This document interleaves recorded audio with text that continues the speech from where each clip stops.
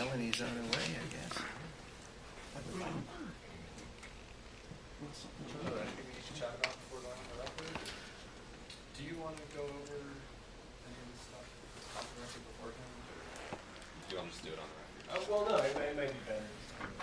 So, I think when we were working on the additional process in I forget the number now. 8734, thank you.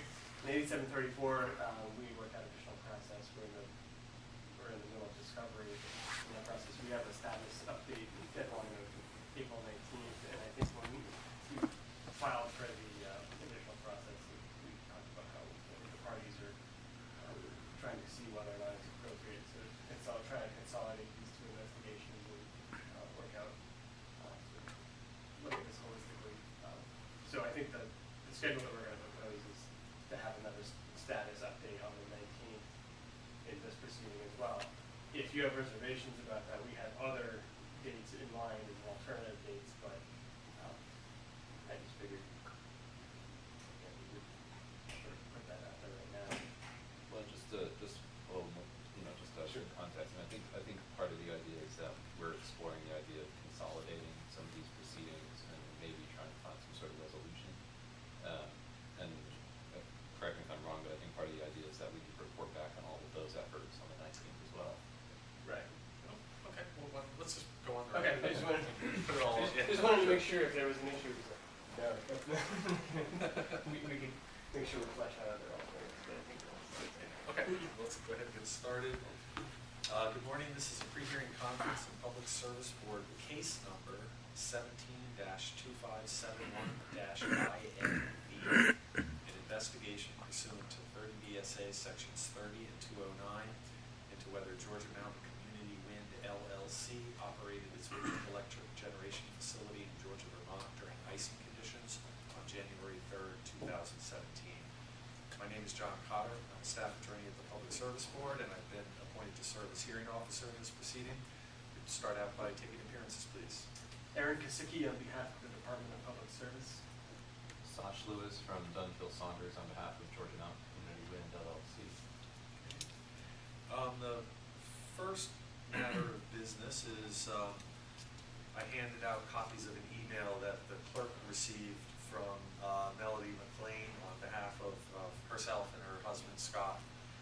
They are the two individuals who filed a complaint regarding turbine operations on January 3rd, 2017. And they were unable to attend the pre-hearing conference today, either in person or by telephone, but they would like to be parties. And if possible, I would ask that the department and Georgia Mountain Community Wind treat this email as a motion. And I'd like to get your responses to it, find out if there's any objection to McLean's having party status. We have no objection. The department has no objection.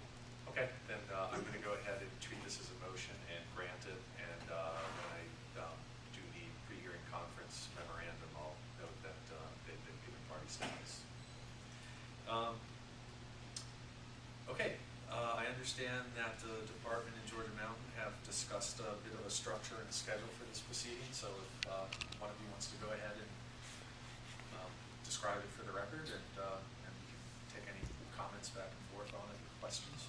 Sure. A couple of weeks ago in docket 8734, which is the initial icing complaint from the McLeans, the department was granted additional process in that investigation. As part of that proceeding, the department proposed a round of discovery, and that process also included a status update to the board on April 19th, 2017. The department has spoken with Georgia Mountain Community Wind and the McLeans, and it's the department's understanding that there is some interest to see if consolidation of this proceeding and the investigation in 8734 would be appropriate, and also to see whether or not the parties can come to a global resolution to both of those complaints. Because of that, the department is suggesting that in this proceeding, the hearing officer officer adopt a April 19th, 2017 deadline for a status update in this proceeding as well, so that the parties can address sort of both investigations, make a recommendation with respect to consolidation, possibly file a motion for consolidation at that time, and see if the parties can come to a resolution together. And so, what in the interim would you folks envision yourselves doing between now and April 19th so that you could actually have a status to report, just out of curiosity? Sure. I think there's a couple of things. One is there are some questions at this point that the department has about what the scope of the violation, potential violation in this proceeding is, trying to determine from Georgia Mountain whether or not they're willing to admit to a violation, what the scope of that admission would be, and then just sort of make some preliminary steps to see. And if that's the case, sort of ultimately make a determination as to whether or not consolidation makes sense. We already have process going in 8734, so if consolidation isn't appropriate, we would probably report on the 19th that we're not going to proceed with consolidation. We will then propose probably some discovery dates and dates for testimony on the threshold question of a violation in this proceeding if we don't make progress. If we do, and I hope that we do, and I think there's some encouraging indications already that we're moving towards we can move towards a negotiated settlement here, that on the 19th we could give an update to the hearing officer and to the board what steps have been taken, where, if we need additional time, how much that would take. There's two components here in this investigation. One is whether or not a violation took place and what the appropriate penalty amount might be. But secondly, there's another piece, which is Georgia Mountain has made an offer to make some modifications to the winter operating protocol. So we want to be able to make sure that there's a good understanding of what those changes are and make sure that they're agreeable from the plans. So I think that we'll be able to also give an update on that component as well.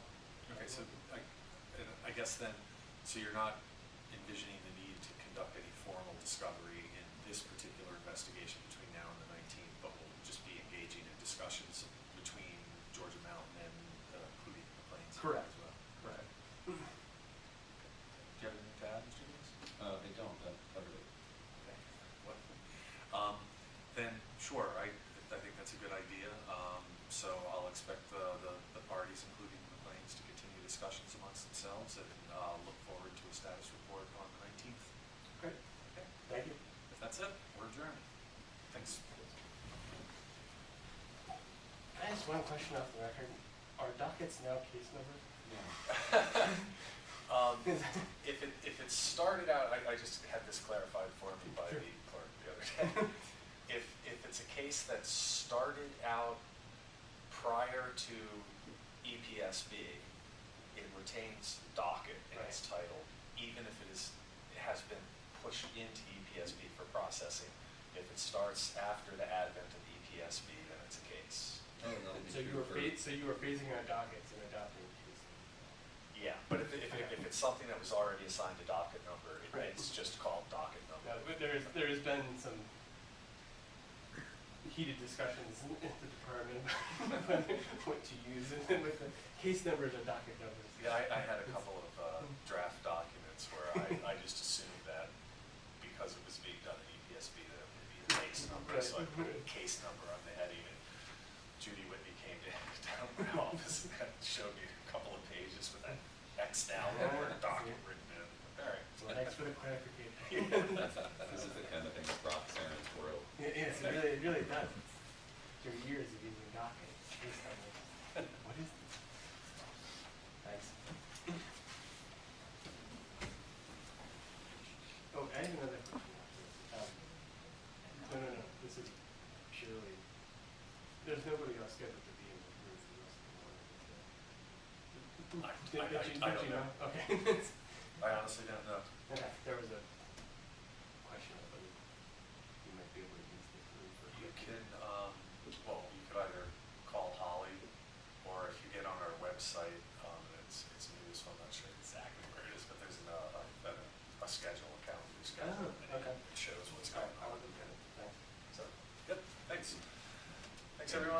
drive safely. I think the roads are starting to get a little slippery according to the 511 website.